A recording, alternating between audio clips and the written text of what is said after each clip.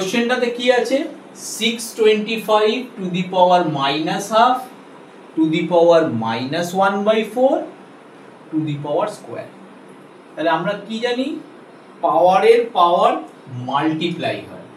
আর প্রথমে দেখে নিচ্ছি এই 625 এটার ফ্যাক্টর করে এটা কত পাওয়ারে আছে। 625 কে 5 দিয়ে ডিভাইড করলে 125, 5 দিয়ে ডিভাইড করলে 25, 5 দিয়ে ডিভাইড করলে 5। তাহলে 625 itself তো 5 টু দি পাওয়ার 4। তাহলে আমরা এটাকে কিভাবে লিখতে পারবো?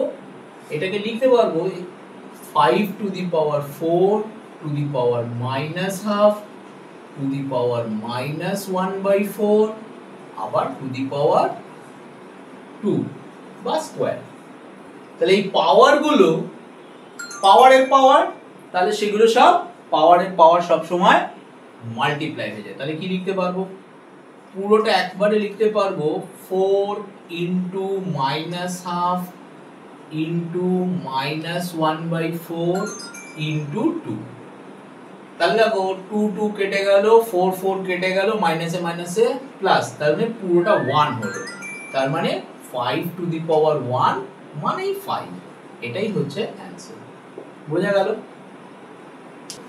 এই নিউমেরিক্যালটায় কি আছে 5 to the power n plus 2 minus 6, এই ডট মানে কিন্তু into 6 into 5 to the power n plus 1, 13 into 5 to the power n minus 2 into 5 to the power n plus 1।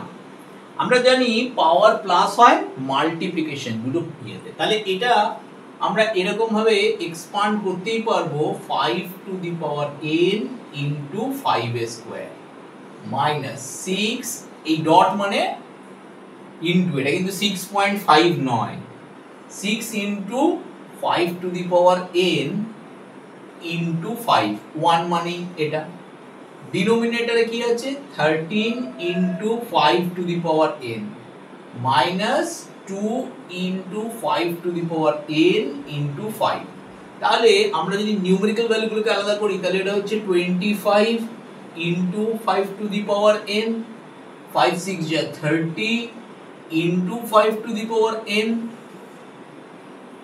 13 into 5 to the power n, 10 into 5 to the power n। Numerator and denominator both জায়গায় 5 to the power n common আছে, নিউমারেটরেও 5 to the power n common আছে।